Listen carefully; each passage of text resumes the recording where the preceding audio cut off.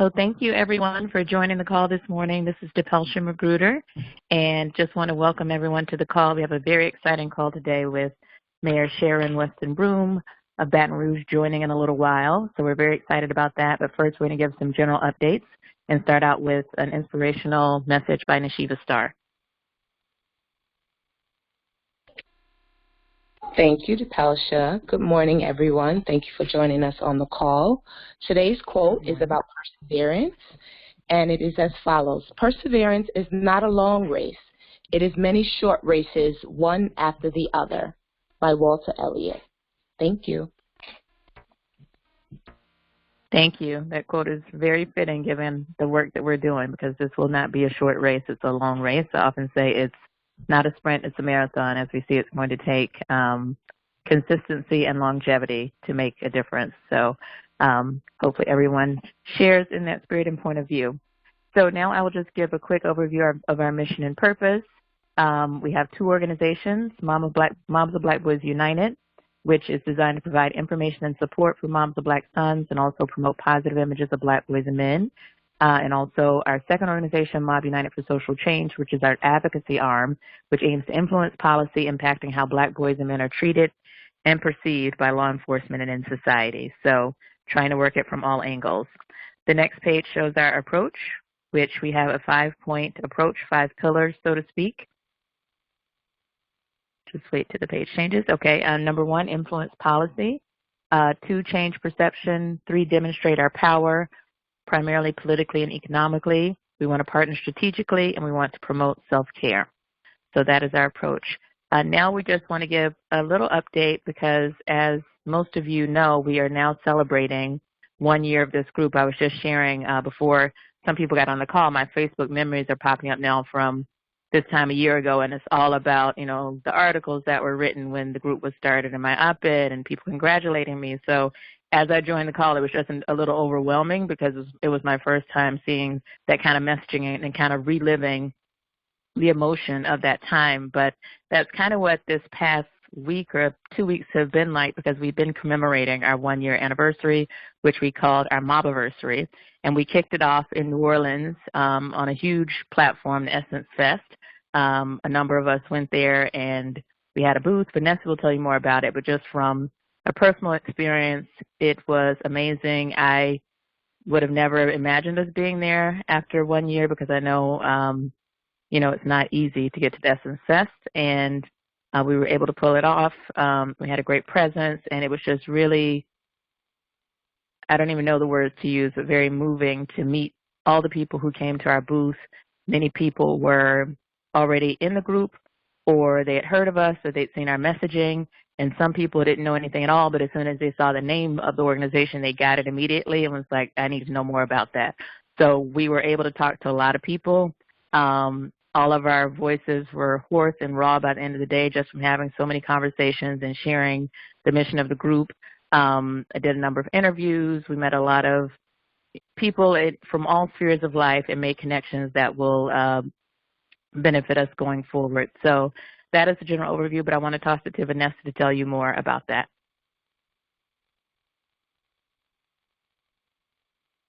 Vanessa?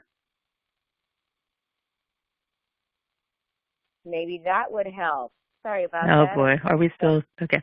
I'm here now, though. Kind of reminds me of my experience getting to New Orleans. It was a lot of trial and error initially, but we got there, and what a time we had. We were so grateful that we had some boots on the ground with our local Louisiana constituency that all kind of rolled their sleeves up and helped out, helped get us prepared for the day, helped us staff the booths throughout the time that we were there, helped us connect with some important local figures while we were there. All of this took place over, 4 unbelievable non-stop days. So I wanted to, it's funny because as I was putting this video together, we typically, share these videos in a very, formal format. But as I was looking through our pictures, I decided to share with you a different version of looking at this, and this is more from my journey to NOLA to represent Mob United. I'd never been to New Orleans before. I'd never been to Essence Festival before. It was an amazing experience for me, as Tapelsha mentioned, both just the sheer wonder of, oh my goodness, we're actually here, and then to work a convention of that size, it was amazing, and I left there feeling really, really proud of the work that we did. We had a lot of wonderful things happen unexpectedly that made it a success. But I think more than anything else, what made it really great were all the people, local people that we met from Louisiana that just truly filled our spirit and made being there so much more fun. So here's Vanessa's take on the trip to New Orleans.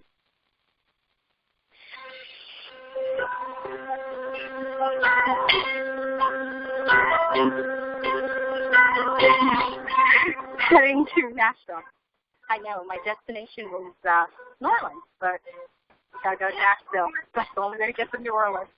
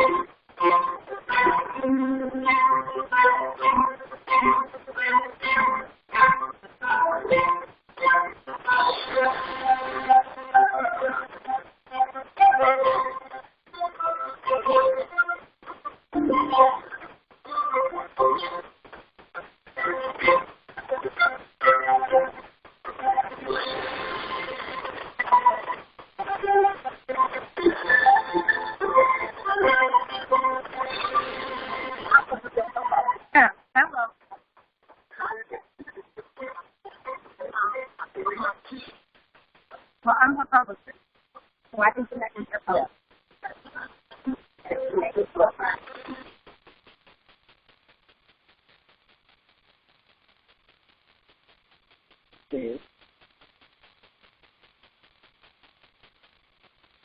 And then here are just a couple more shots from the day. We went live from New Orleans on that Saturday, which would have been a meeting time for us.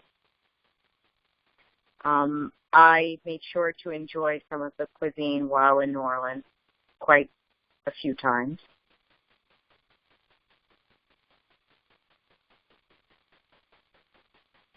Probably a little bit more often than I should have.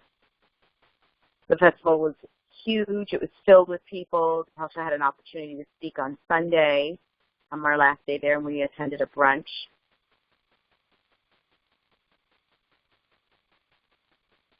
Got a chance to meet with some really great moms.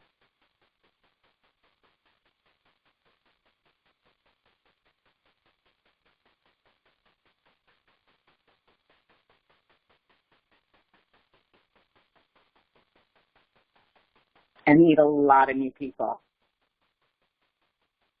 And I made sure I brought some coffee back with me because that's the only way you can really survive in New Orleans.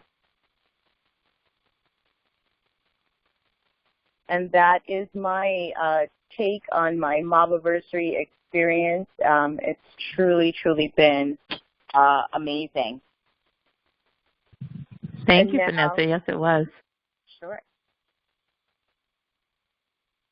So as I said, Essence was just a kickoff to our commemoration of our 1-year anniversary.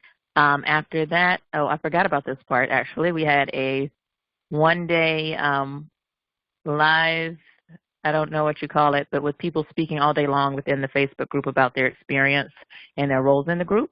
So do you want to talk about that as well, Vanessa? Sure. So with our 1 year approaching, we decided we wanted to do something, that kind of stood out and spoke to our experience over the past year, but also, introduce ourselves to the Facebook online community, if you will. It's interesting because a lot of people, they are on the page, but they don't know who we are, and they haven't seen, heard us beyond these calls. And so we thought this would be a great way to introduce ourselves to them, and a great way for us to also just, connect with them on a different level and share with them our passion for, being members of Mob United, and then encourage them to join us on this journey. And it was a full day, like Chappelle just said, from 7 a.m. Eastern Time to 7 p.m. Pacific Time. I checked last night, we had between those hours approximately 25 videos from different people, from people who were in leadership, people who had benefited from the organization, people who had participated in different activities as strategic partners with us. And so I put together just a quick flipbook to kind of show you guys how interesting it was to have all of these different voices come in from the UK, from California, from Louisiana, from Toronto, from Dallas, from Tennessee, from Texas, all the different voices from New York and from Virginia and from Los Angeles and Dallas. It was a full day, a really full day, and it was lots of fun, but tiring, and can't wait to do it again next year.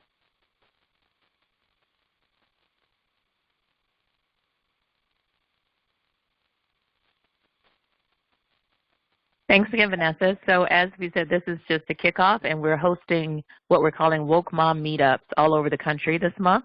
I believe we have about 20 scheduled so far, and last weekend, the first two happened, which were in Philadelphia and Baton Rouge. So we're just going to hear a little bit from the organizers about those events. Amy, are you there? I am. Good morning. Good morning. Thank you, Natasha. My name is Amy Wilson, and I live in suburban Philadelphia. I was the organizer for our Woke Mom meetup there. This was our first time meeting, so we were just getting organized in terms of reaching out to moms in the Philadelphia area, surrounding counties. So what I did was I tried to use several ways of promoting the event. There were a number of people who were not able to make it, so those that you see in the picture were those who attended. We had one member on the phone, and the special part of it was the boys being there and the boys getting a chance to connect with each other. They even exchanged phone numbers. So this was just the beginning of not only the moms networking, but the boys networking. And that was a really special time. As you can see, the photo that we have there. What was amazing, though, for the moms is for them to hear what our organization is about, all the things that we have started to work on, that we've accomplished, that we plan to accomplish. Our moms were excited. We also had an opportunity to identify areas that we want to work on in terms of advocacy. And although we did not discuss it like out in the round table, I handed out postcards for the moms to put down their ideas. We came up with some similar themes surrounding the school to prison pipeline, particularly how our boys are treated in school, how the school board addresses the issues, including the achievement gap. And so that was our major issue, and we identified two other issues, juvenile justice reform as well as voter education. So we were excited with what we accomplished. We are looking forward to our next gathering. I've already had some people from the Philadelphia area who asked if they could take a turn to host, and they're a part of the city. So we are excited to get going. We ask anybody in the greater Philadelphia, South Jersey, and Delaware area who might want to join us before they start their own meetups. We welcome them, and we have a tentative date of Saturday, September 30th, to have our next gathering in the Philadelphia area. So thank you. Thank you, Amy, and thank you so much for organizing. And I love that you all discuss issues and set the next meeting date. So that's what we should all aspire to do in these meetings, to really try to find out what issues are on the minds of the moms in that area, and if there are any issues that are specific to the area too, so that we can research them further and figure out how to raise our voice on those issues. So thank you. And up next we have Frankie from Baton Rouge. Or actually, Frankie, I think you're going to introduce someone else to talk about it. Yes, good morning. I am introducing Devondra Brown, who's going to discuss it this morning. Devondra served on the steering committee and was also a panelist for the event. So, Devondra, can you tell us a little bit about the Baton Rouge Mobiversary event? And don't forget to *6 because everyone was muted.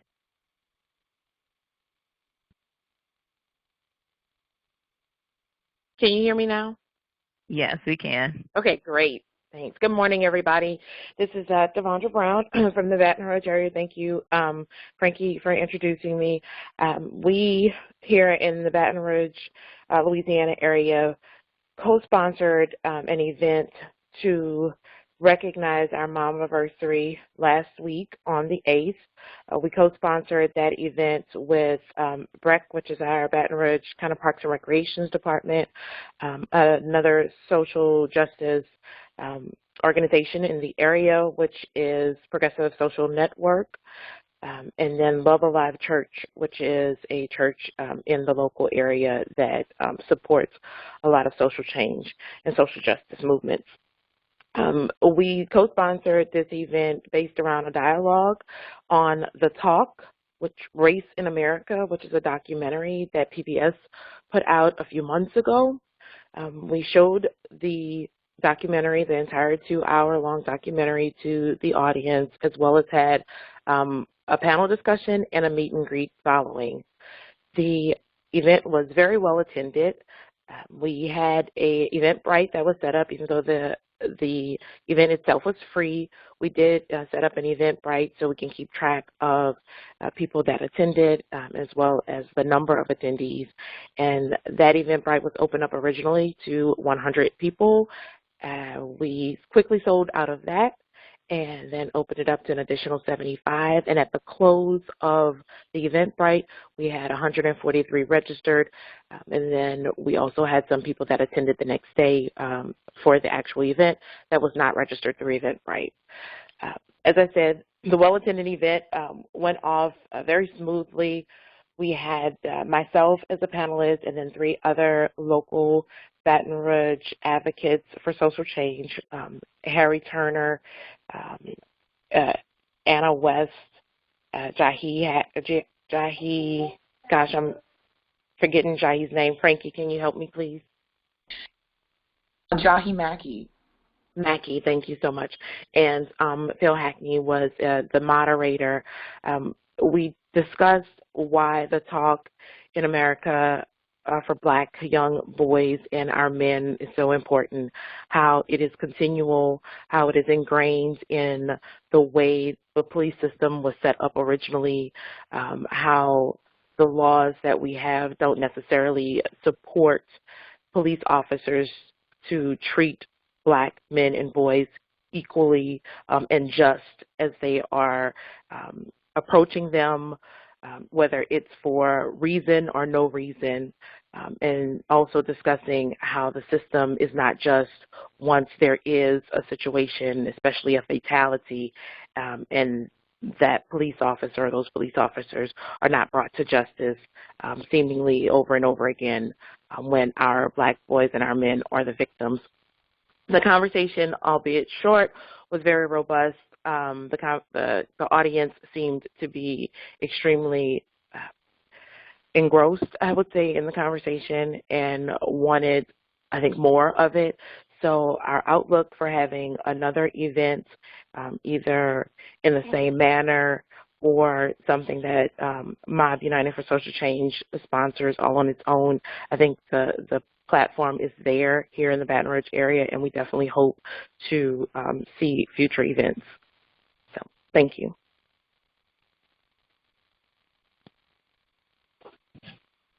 Well, thank you so much, Devondra. That sounds like an amazing event.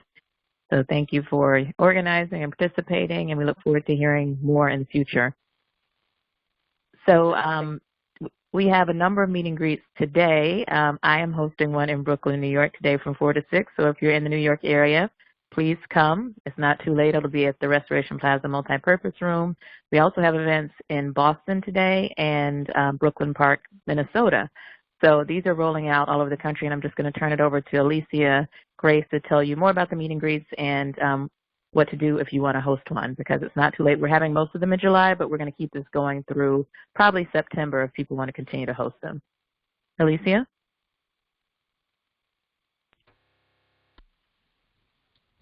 Good morning. So, Good morning. yeah, like the post just said, we're hosting meet and greets all over the United States, and it is not too late to join or to commit to host one. You want to go to mobunited.org/WokeMom2017. You can see this beautiful list online to get a view of where all of the events are going to be taking place. And there's also a link for you to register to host your own event.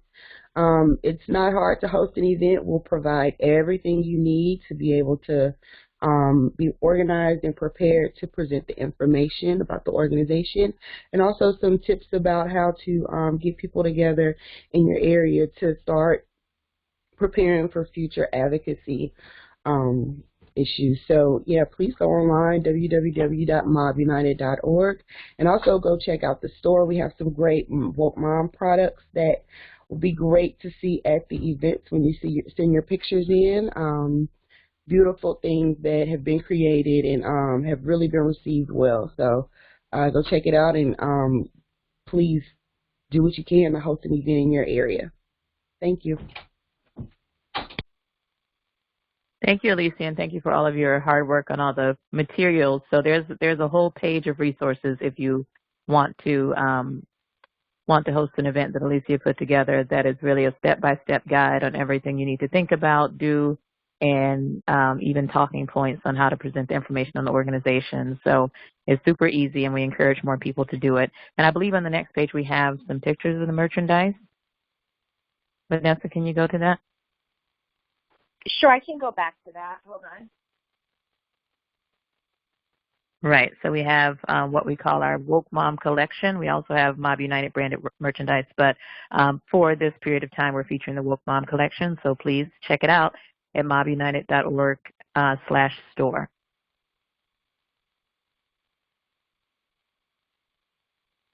Okay. So I think we are ready to transition to the exciting part of the call, which is our very special guest speaker. We are so excited to have Mayor Sharon Weston Broome, Mayor of Baton Rouge, as our guest today. We had the pleasure of meeting her when we were in New Orleans at Essence, and I got to see her speak on a panel, and it's just really phenomenal to hear about her experiences and her perspective on a number of things, and now you get to hear it too. So we're so excited. I'm just going to tell you a little bit about her before tossing it to Frankie, who will be interviewing her. So Mayor Sharon Weston Broome's journey as a public servant has spanned over 2 decades, from her first step as a councilwoman to her election as the first woman to be elected mayor president of Baton Rouge, East Baton Rouge Parish.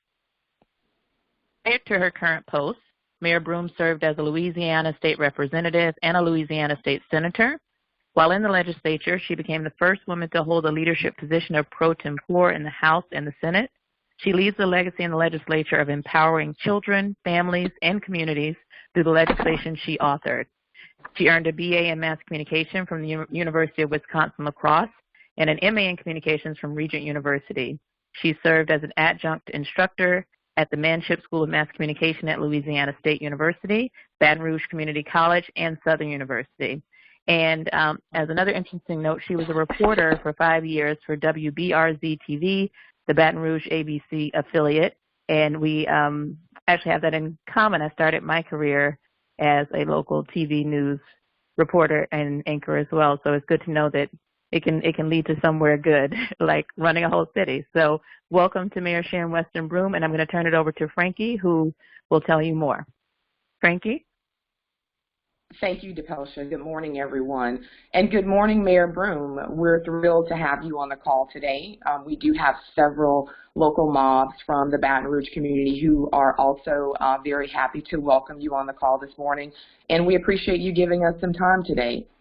Mayor Broome, just to test to make sure everything is working properly, make sure we can hear you. And you may have to press *6 to unmute.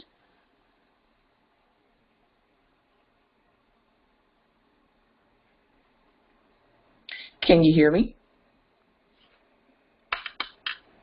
This is Janine. Hi, Hello? Janine. Good morning. Good morning. Hi, the mayor is logging in now. She was having a little difficulty, so she's calling in a second. No problem. Thank you, Janine, and thank you for everything that you've done to work with the national mobs to arrange this call this morning. We're so excited that Mayor Broome is going to join us. We're so proud to be fellow Baton Rougeans to showcase our mayor this morning to our national audience. So thank you for everything that you both did to make this possible, and thank you for taking time out of your busy schedules today. No problem at all. So she will be on shortly. Absolutely. So when she is on, just ask her to just acknowledge, and then we'll continue with the interview. Okay, so I need to tell her to press *6, right? Yes. Yes. Okay, let me go back. Thank you. So okay. I need to press *6. Yeah, this is Mayor Broome. Good morning, Mayor Broome. Good morning. This is Frankie Robertson from right here in Baton Rouge, and we have about 55 moms on the call from across the country. Awesome. Yes, awesome. Thank you so much. We're so thrilled to have you on the call this morning. Thank you so much for taking time out of your incredibly busy schedule, which we know that is an absolute understatement, and we appreciate you giving us some time today. If you could tell us a little bit about your background and how you became to be such a leader in your own community and beyond. Well, first of all, let me just say I'm very delighted to be on the call this morning with you all. And I always tell people that my role as a public servant, which has now lasted some approximately 28 years, has been what I define as part of a calling, a call to public service, which I experienced in 1988 when I ran for the Metro Council or City Council here in Baton Rouge after becoming frustrated with the lack of activity and progress that I witnessed in my own community. I decided to offer myself for public service, and I will tell you, it was definitely a calling as I sat in front of my TV set one evening, becoming frustrated after looking at the news and reports of negativity in my community. I certainly heard that small, still voice that says, you know, you can help do something about this. And it was certainly, I believe, a call, the ultimate call to public service. And I offered myself for Metro Councilwoman. I ran against the 12-year incumbent. I was virtually an unknown and had little name recognition. I had moved to Baton Rouge almost 10 years prior to that. And but I took my message door to door, communicated with the citizens, and out of a crowded field, ended up winning the election in a runoff. And so that was my journey. And I will tell you that my original goal was to do a good job where I was in that role as a city council member. And actually, that's still a very much of the fabric of my life, is to do a good job and where I'm planted. And so I never thought about a career, as many people express it, in public service. I just wanted to do a good job, and I will tell you that the length of time, the different positions that I've held, from being a Metro Councilwoman to a state representative, a state senator, and now mayor, was part of an involvement that I think was part of a divine plan for my life. Yes. Yes, absolutely. If you could you speak to us a little bit about your background? Maybe tell us a little bit about where you are originally from, a little bit about your family background, and then also your background, your educational background.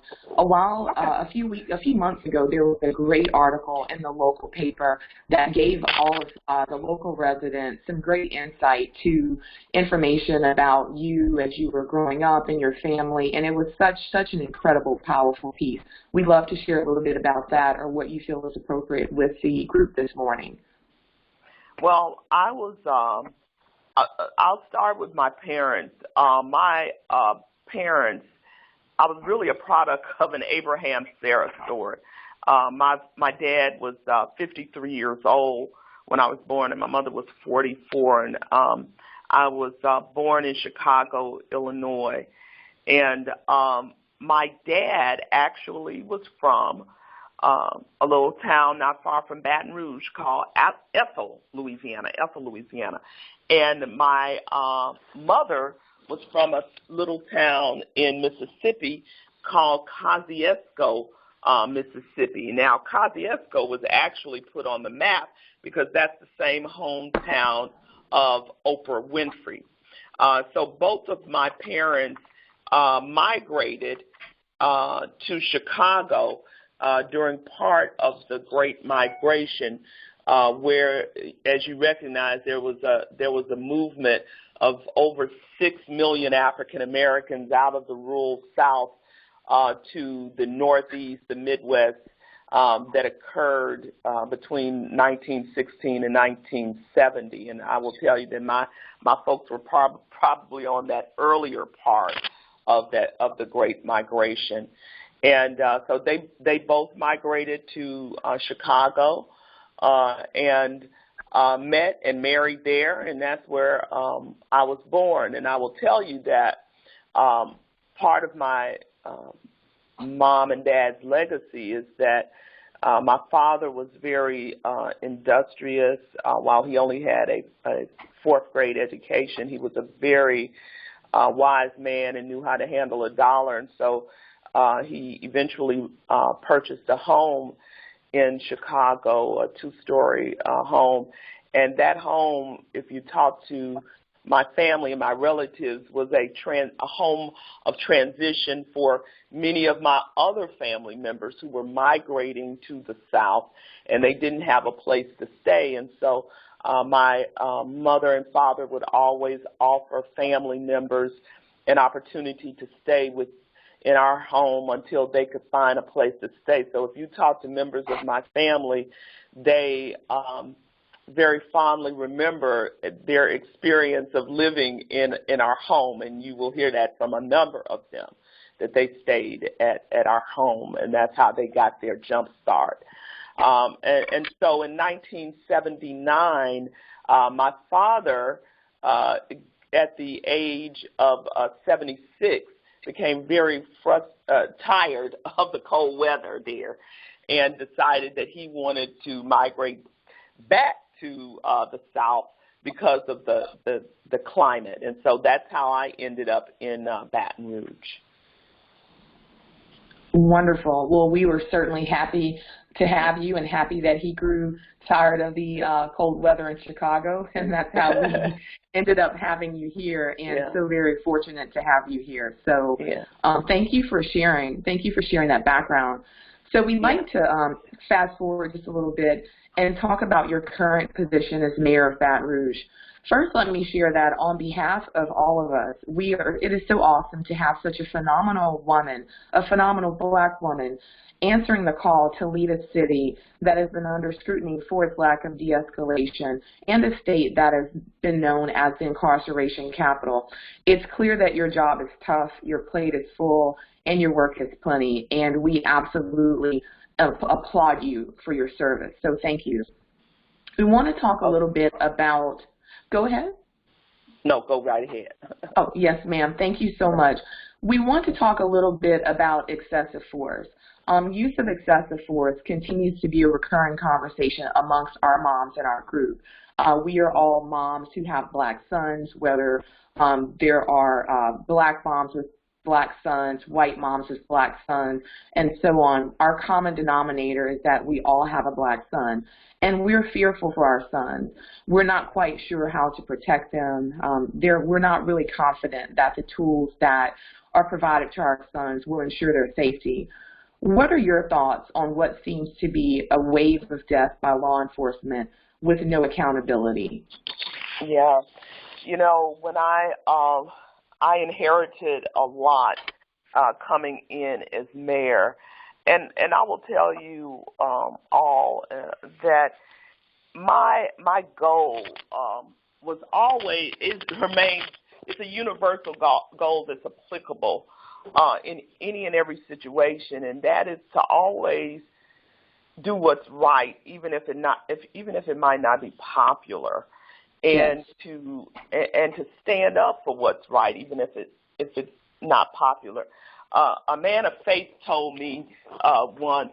He said, "Never expect the applause of men when you're doing the work of God."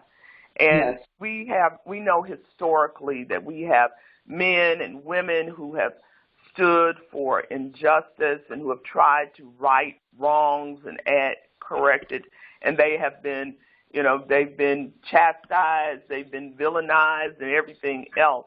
And so I will tell you that I had no expectation. I didn't expect many of the negative responses that I have received from merely trying to add value and improve our police department and to close the gap between law enforcement and the citizens that they serve, to bring cohesiveness. Because as you know, last year we had a very, very challenging year. I was thinking about it this morning.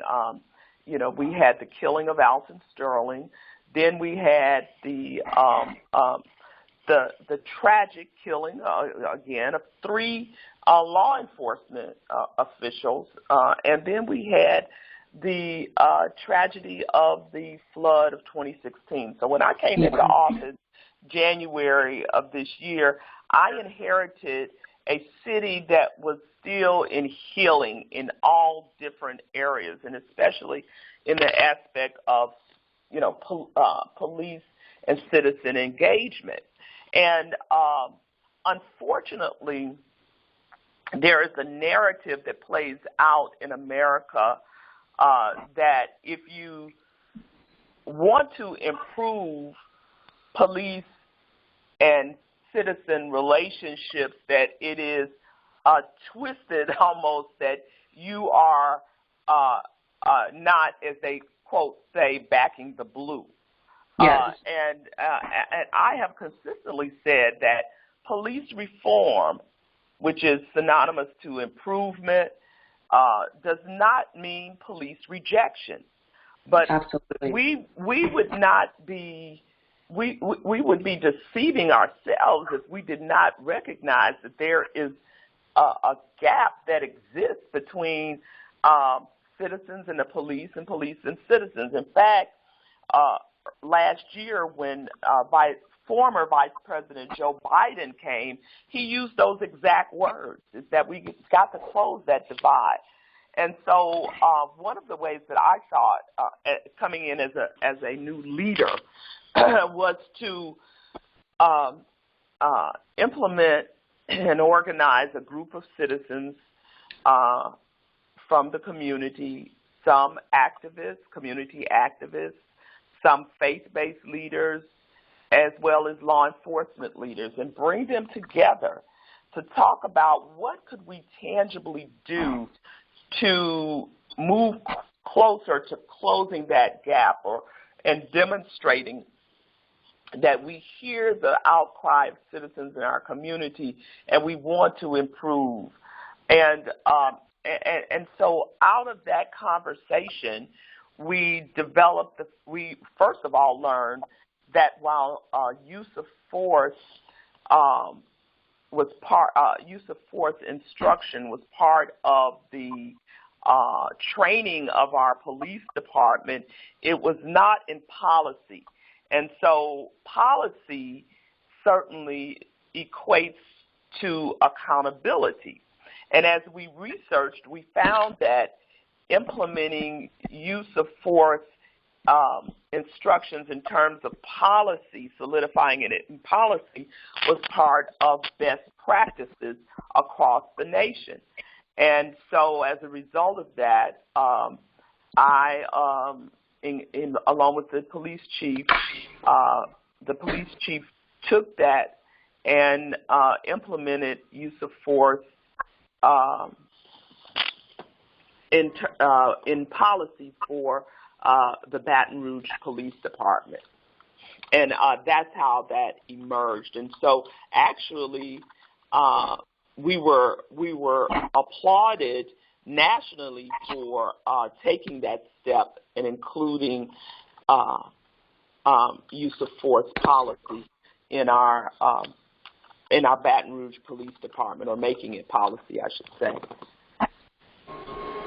And thank you so much for your leadership in that regard. I remember the days at the press conference, many of us who were following your work locally, and then also those who were following nationally, deservingly so, provided an immense level of applause for your courage in taking the lead to address these types of policy changes that needed to take place. And I've made note of several quotes that are definitely very inspiring that you shared on the call. Never expect the applause of men when you're doing the work of God, and policy equates to accountability. A lot of the work that we do focuses on policy, so we appreciate you highlighting how important that aspect is in terms of affecting change. And again, many thanks for your leadership in stepping up to do the tough work, the not so popular work that is fair and just and creates equitable situations,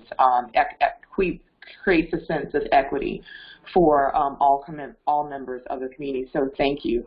And thank you for your leadership. I, along with several members who are on the call from Baton Rouge, have the esteemed honor to participate in the inaugural ceremonies. And we were so inspired by such a powerful address that you provided, talking about the various aspects of the city that you were going to address. And we left the inauguration in a great sense of awe, feeling so inspired and so ready for change. And just a few short months that you've been in office, you have been able to just continue to push forward with implementing many of the things that you talked about on the campaign. So for that, we appreciate you and we thank you. We do have a very short clip we'd like to show that's going to showcase a little bit a few of the words that you shared during your very powerful inauguration address. So we'll pause for just a brief moment to show that video. Broome addressing those concerns during her inauguration speech Monday night. Our police officers should expect to be well-trained, well-paid, and provided the resources needed to accomplish the trusted role they play in our city. The members of our community should expect professional policing from men and women who treat all members of our community with dignity and respect. Mayor Broome says the community cannot move forward without addressing these issues.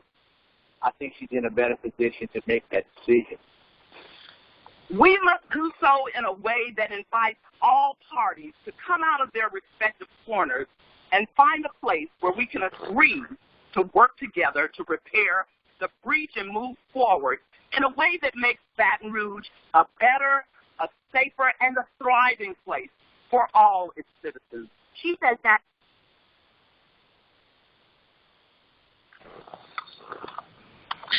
Thank you, and I wish everyone here could actually see the entire address. Like I said, it was very inspirational. It was powerful. It was moving. But unfortunately, we only have a little bit of time, so we can only show the short clip. But we do want to move on to our next area, which is talking about when someone's civil rights are violated. It's obvious that when someone's civil rights are violated, it's not just about them, but it's about their family, and it's about the entire community. How does that affect your job as mayor? It's very clear that you are a mayor for the people, but how do you handle situations where what the people want is not what is done? Well, that's a very deep question that you ask. I tell you what you do is you maintain a standard of justice that becomes your bar, and you persevere towards that no matter what. I think we all recognize that sometimes the path to change, the path to transformation is not always an easy path, and so we must continue down that path and persevere no matter what setbacks that may occur. And so that is why after 6 months in office and oftentimes being misrepresented, I continue to keep my eyes on the goals established, many of those surrounding justice in our community, and just keep that in front of me and persevere towards a positive outcome. And I think we all recognize that many of the challenges that we face here in our city, in Baton Rouge, are not uncommon as we look across the nation. And so my goal remains to build and move towards a city where equity for all is the norm and not the exception, and to encourage policies when necessary or take very deliberate and intentional steps to demonstrate that equity and building a community where everyone feels safe and respected becomes the fabric and the norm and the vision for our community. Thank you. MayorBroome, it's truly important that moms stay informed on what's happening in our communities, and it's up to us as citizens to lend our voices to electing officials who will fight for our issues. Mob United for Social Change drives our followers to the polls for that very reason, and in certain cities, it feels like the elected officials aren't always hearing the cries of the people. So how can we as citizens, what can we do outside of voting to make sure our needs are heard and are answered?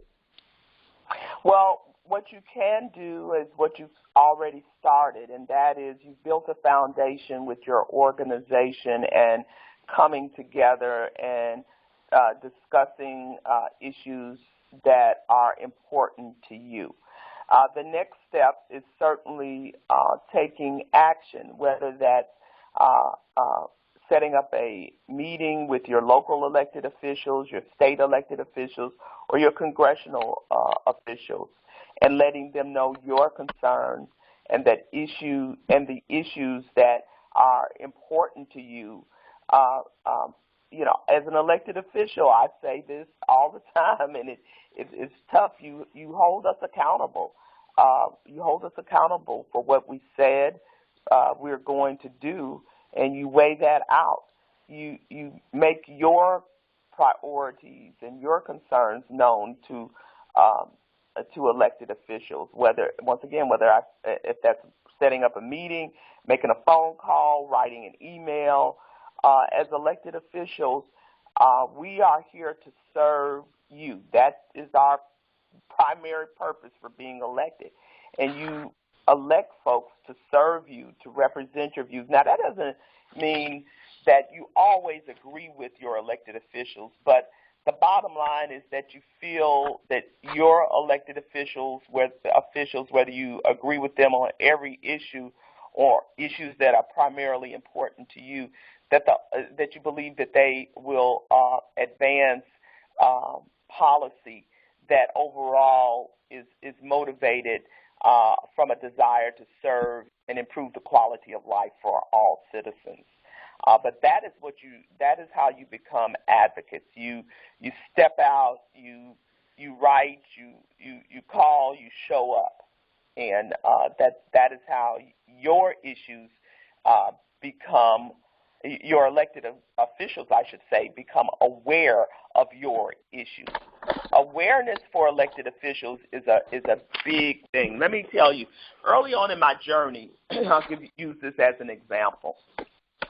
Since you all are moms, you will probably appreciate this. Early on in my journey, someone called me, a grandparent called me, and asked me to attend a grandparent support group. Well, the truth is I had no idea the grandparent support group existed as an elected official. I had no idea that grandparents in Louisiana were the fourth in the nation of caregivers raising their grandchildren, grandparents raising grandchildren. I had no idea about that. I had no idea that these grandparents who were trying to keep the family together by raising their grandchildren were running into obstacles when it came to their schooling for the grandchildren, when it came to health care for the grandchildren, when it came to a need for financial resources to help keep the family intact. Until they reached out to me, I had no idea that this was even a prevalent issue. When they reached out to me, when I heard their story, I became one of their strongest advocates.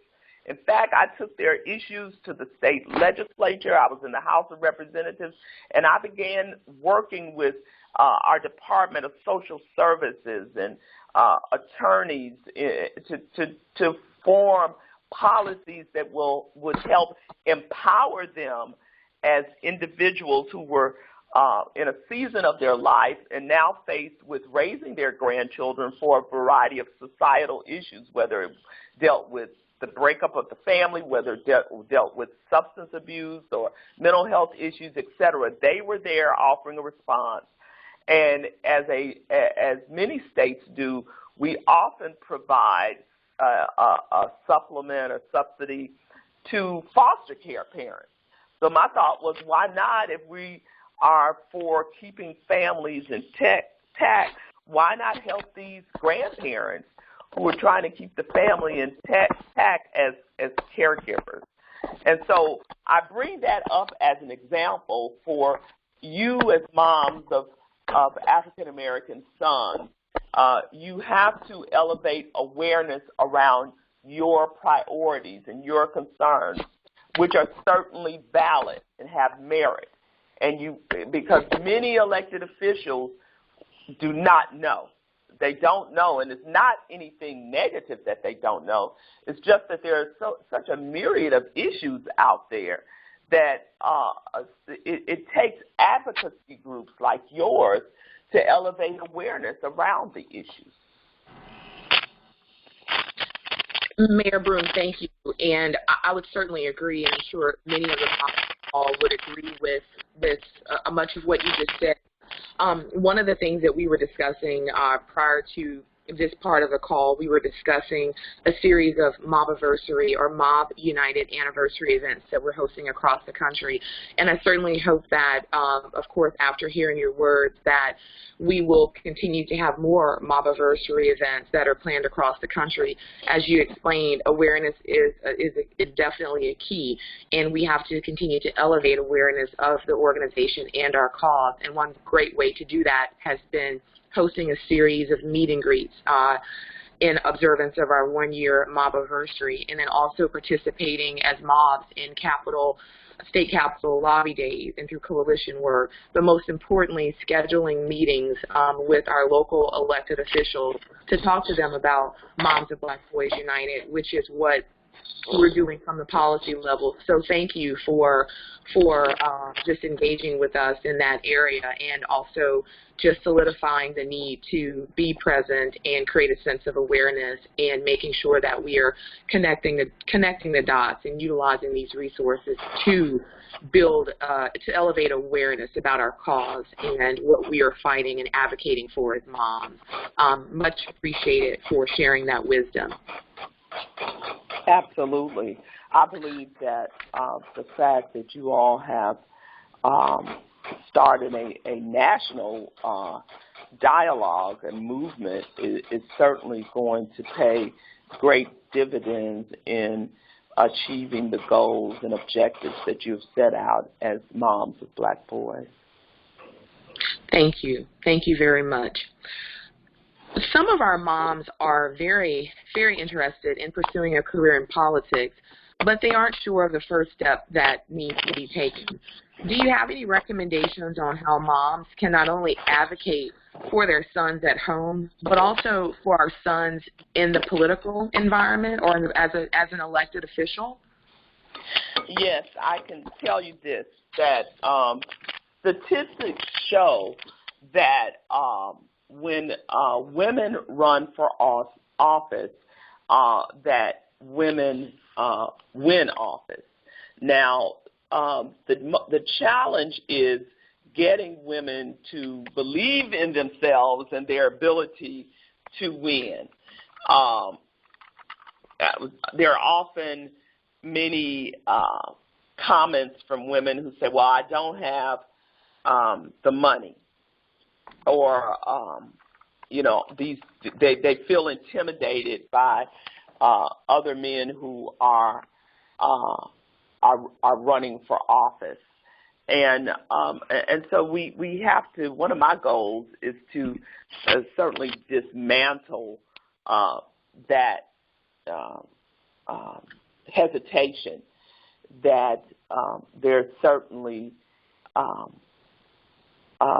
opportunities for women who want to run for elected office. So I would say, let me give you a little bit of what happened with me. And so things certainly have evolved since I first ran for office in 1988. I will tell you that, as I said initially, I responded to the call to run for to be a part of public service to run for office.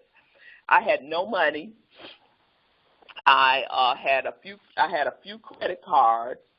I took what I had. I went to Kinko's and printed flyers. It was pretty primitive back then. And I took my message door to door. And then after I took that step of faith and stepped out there and worked with what I had and communicated an effective message, it was when I made the runoff, then people started giving to me, from a campaign point of view. But initially, my help came from my family, from my friends, and from my church. That was my source of support.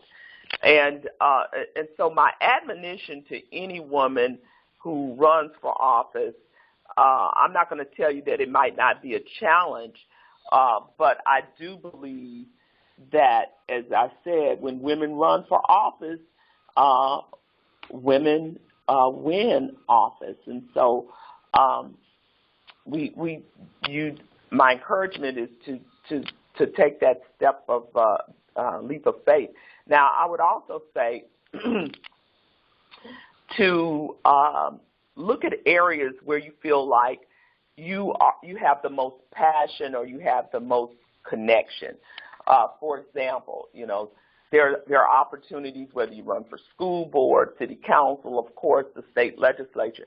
But I also like to encourage women that there are a lot of boards and commissions that make some very significant decisions that you can get involved in as well. And many times you are appointed to those positions. For example, our city council appoints a number of people to various boards and commissions that they have control over. And so while certainly running for office can be a part of changing the landscape and advancing your goals and agendas as an organization, certainly finding other opportunities to connect to policy making or policy makers is certainly a good move as well. Volunteer for an elected official. That's a good way to get involved. I'll share this story with you. My first legislative or council aide when I ran for the Metro Council is now a city council person. My first legislative assistant when I was in the House of Representatives is now a state senator. My best friend who died last year was also a city council person and a state representative when she died. I've used those as an example because these women, I did not say to any of them, you need to run for office. But I believe the mere fact that they were with me on my journey, that they saw the need and they felt the call too. And so three people who were a close part of my life too now are now in elected office, and they started out by helping me. So that's why I said don't minimize helping another elected official, especially a woman would be a great idea. Absolutely. Thank you so much for that information. And I would assume that there are some moms who are on the call that have at one point in their lives contemplated such a move. And hopefully your words today will go a long way to inspire the women on the call who are interested, even remotely, in pursuing such an opportunity to be able to affect greater change for their sons and for our sons. So thank you for that information. So now we are actually going to move into the segment where Vanessa McCullers is going to join us, and we are going to take questions that were submitted through our private chat on the call this morning. So thank you for the opportunity to be able to ask the questions or conduct the interview with you as a fellow Baton Rougean. It certainly indeed was an honor, MayorBroome. But now we'll turn the call over to either DePelsha or Vanessa. Thank you.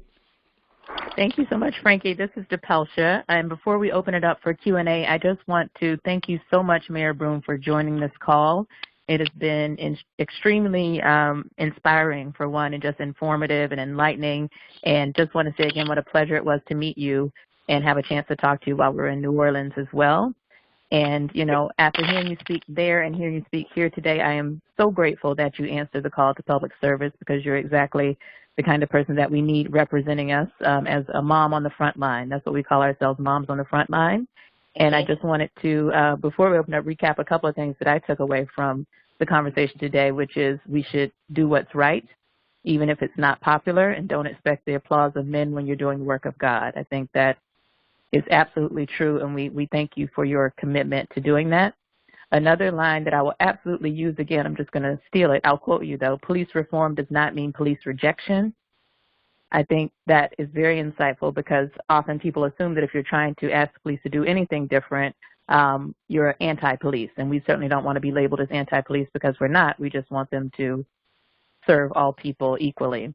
The last thing that I will share from now that is really about the core of our work is that we are building a foundation and coming together to discuss issues that are important to us.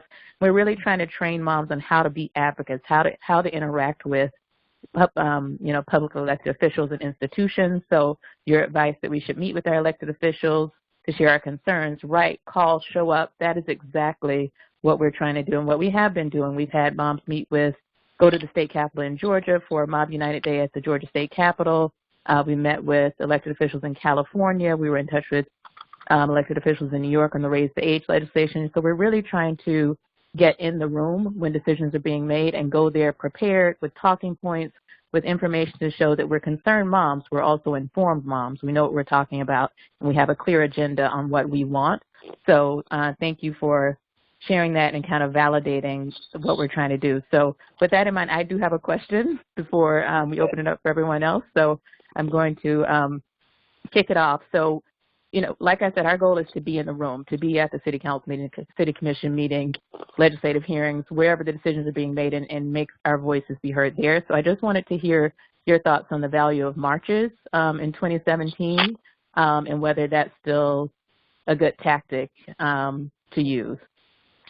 I certainly think that marches are certainly relevant today. I don't think they have the same impact as they did, 40 or 50 years ago. I do think marches serve as a very instrumental tool to unite people around an issue.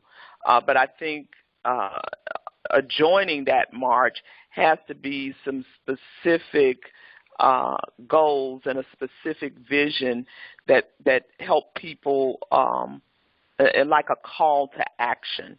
I believe that's what the march should be.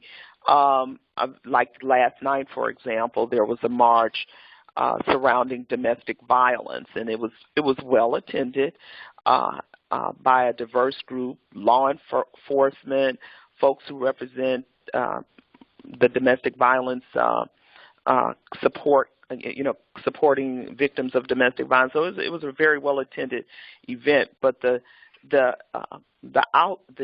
outcome always has to be, okay, what are we doing to change the trajectory surrounding this issue? And so that's what I feel about marches.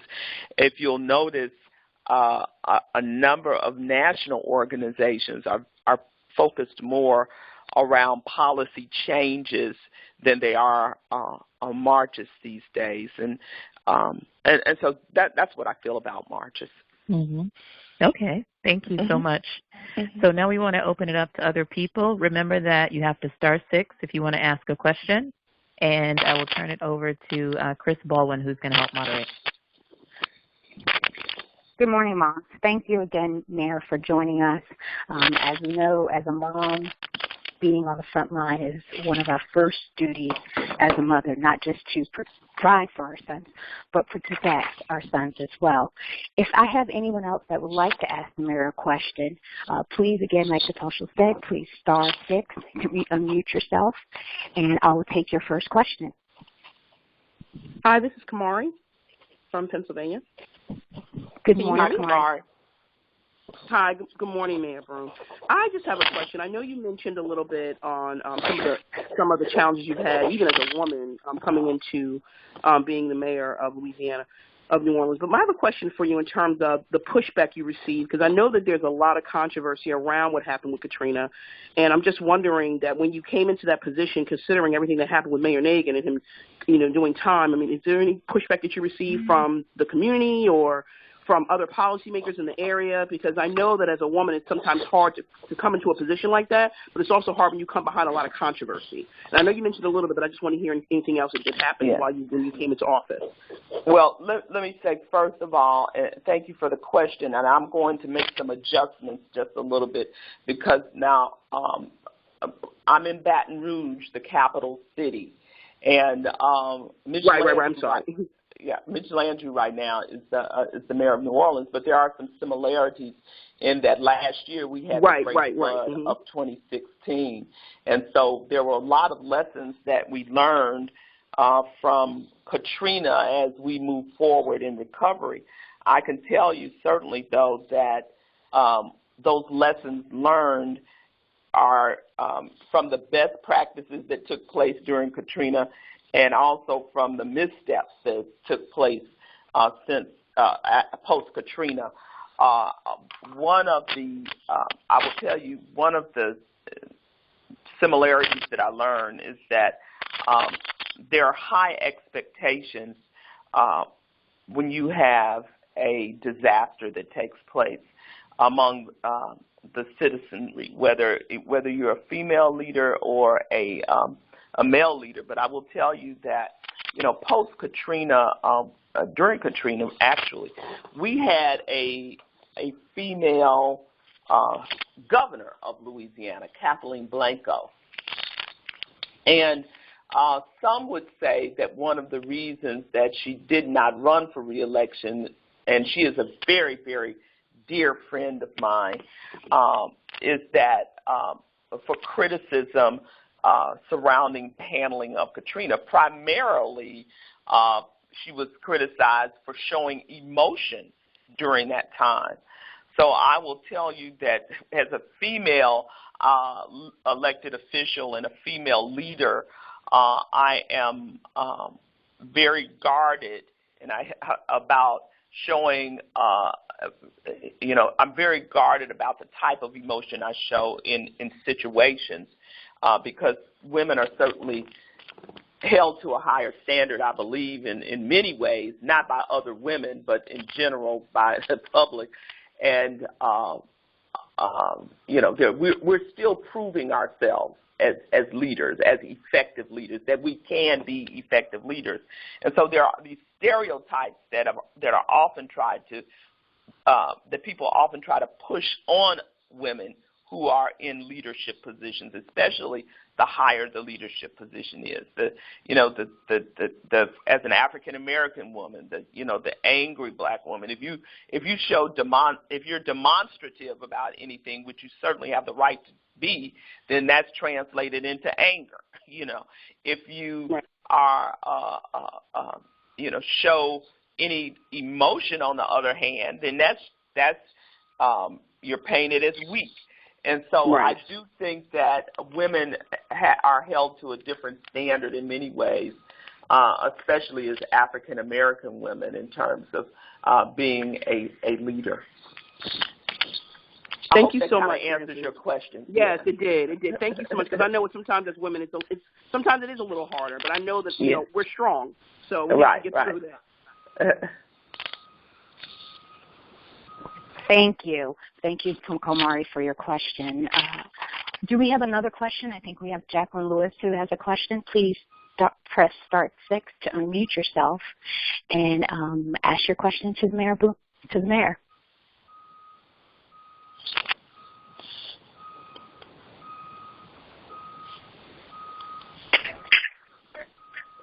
We cannot hear you, Jacqueline. If you've unmuted yourself, hit star 6. Hi, this is Jacqueline. Can you hear me? Yes. Thank you for your question. What is your question for the mayor this morning? Oh, thank you, Mayor. This has been really enlightening. But my question is, what do you feel is the blockage or the wall that stops police and the community from coming together as one? I think one of the obstructions is the absence of relationship building, starting with transparent communication.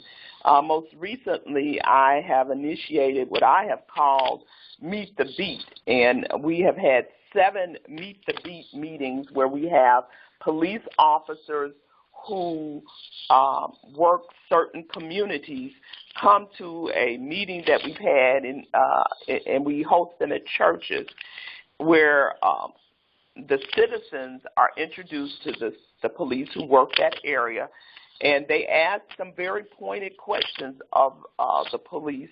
And the police also have an opportunity to share their concerns as folks on the front line. And so it's only when we have those conversations, which are often can be very difficult, that we break through in terms of building relationships. And as to use a phrase, and I don't mean to sound trite with it, but someone said years ago, people don't care how much you know until they know how much you care.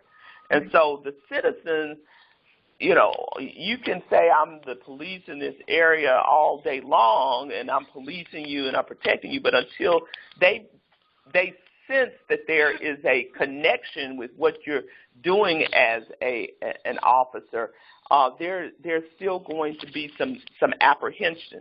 And so we still have some ways to go in this discussion, but I have gotten very positive feedback in terms of these meet the beat conversations that we've had, where citizens have had opportunity to meet the officers, and then we, after we have the question and answer period, after they make a presentation and citizens ask questions, then we break for dinner, and everybody sits down at the table and talks.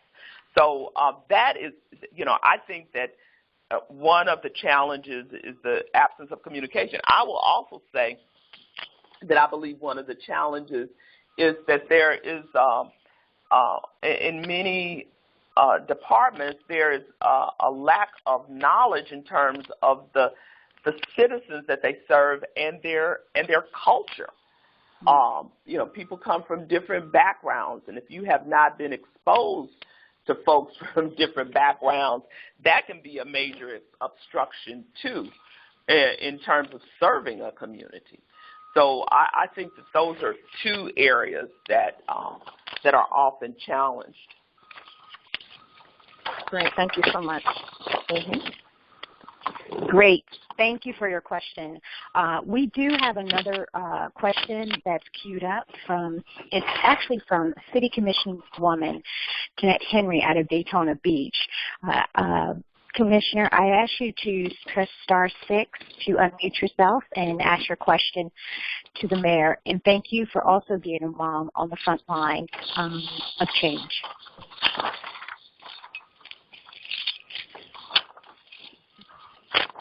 Again, press *6 to unmute yourself. We're not hearing you at the time.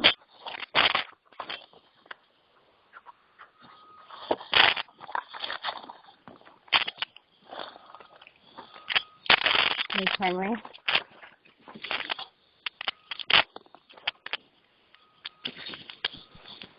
Let's give her a couple minutes, as sometimes technical issues. Again, press *6. While we're waiting on the commissioner, I wanted to give out some information as well. And I would encourage you, if you're thinking about running for office, or I think it's just two good websites to visit in general for additional information, even towards advocacy. And that is higherheightsforamerica.org, higherheightsforamerica.org, and also the Center for American Women in Politics at Rutgers University, and that's CAWP, Cat Apple Women Pride.Rutgers.edu, the Center for American Women in Politics. I would encourage you to visit both of those sites. Thank you so much for mentioning that, MayorBroome. And I don't know if everyone is aware of this. We're actually forming a partnership with Higher Heights. I know one of the founders, actually both founders personally, but one better than the other. So one of the things we've talked about is as we identify moms in this group who are not only advocates and activists, but who want to run for office, we're going to funnel them to Higher Heights to take that next step. So thanks so much for mentioning that. Yes. And while we're waiting for City Commission woman Henry to unmute herself, she's having a little technical issues. I think there was another question from a mom, Tammy, out of New York. Tammy, can you press *6 to unmute yourself, please?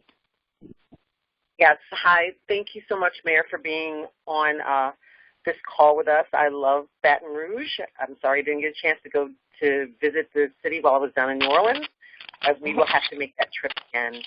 I just wanted to know, I know that there is just a conglomerate, an organization of mayors that work together on certain issues. Is this issue regarding police misconduct, police brutality, and the killing of our black boys an issue that some of the mayor conferences are discussing? Well, I will tell you, in general, yes. Secondly, this is a topic of discussion. Secondly, I am just getting involved in many of these organizations because my first priority, I've been so busy with work here in my city and parish that for the first 6 months I was committed that I was going to be here and that I was not going to be missing in action. And so And so I decided that I would not be doing a lot of traveling. I would just be focusing. With that being said, I went to the the U.S. Conference of Mayors and to their annual meeting recently. And then there is also a group of African American mayors, which I have not yet had a chance to have a conversation with or go to their meetings. But I can tell you that public safety, whenever the topic of public safety emerges in any of these discussions among mayors, closing that gap between law enforcement and the citizens remains a priority.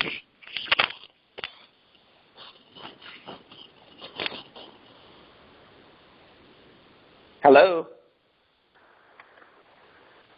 Sorry. Great. Thank you. Okay. Thank you. We have time for maybe 2 more questions. I do ask you to limit your question to 1. Is there anyone else that has a question? Please press *6 and unmute yourself and introduce your name and where you're calling from.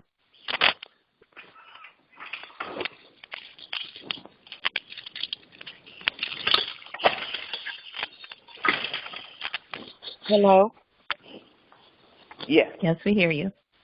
My name is Valencia Jordan. I live in Baton Rouge, Louisiana. And MayorBroome, I want to tell you that I see a change in the community. I see a change since you've taken office. I have 4 sons. And I just pray that God protects you and you keep doing what you're doing. And you are such a positive role model for us young black women that are coming up now. Thank you so much. Oh, that means so much for you to say that to me. Thank you for that encouragement coming from someone in my own city. That means a lot, and we still have a lot of work to do. So we're going to press forward, and I am going to make sure that having a city where everyone feels safe, where people feel that they can thrive and prosper, it remains a priority for me. Thank you so much for that comment.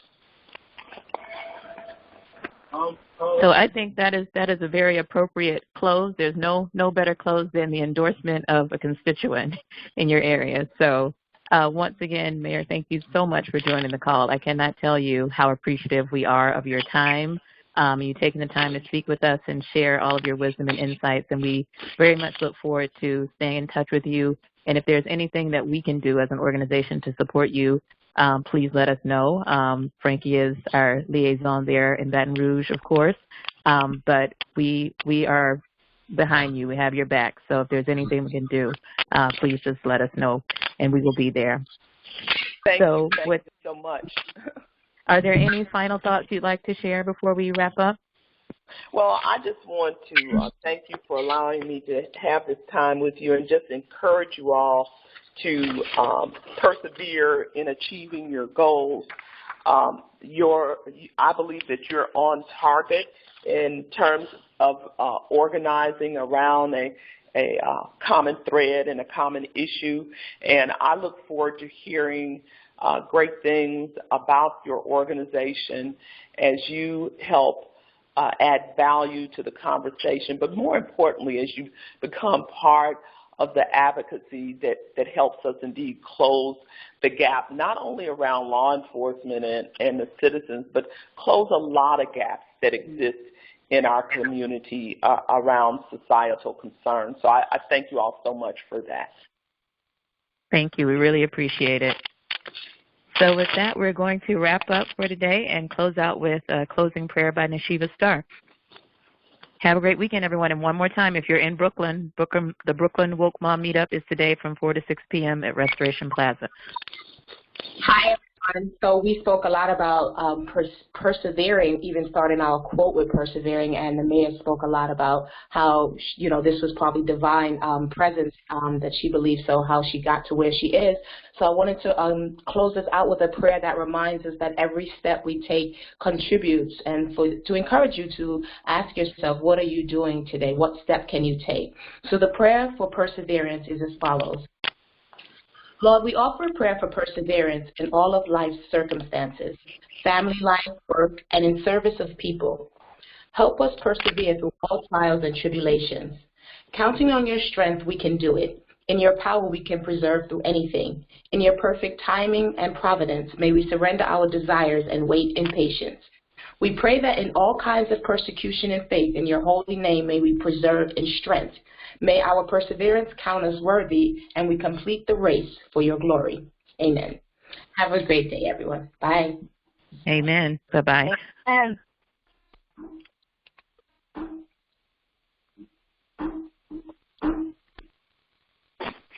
Have a great Saturday, moms, and thank you for joining us at another successful call with Mom United for Social Change. If you are interested in joining our organization and doing more on the volunteer front, please go to our chat and let us know. Thank you. Bye, ladies.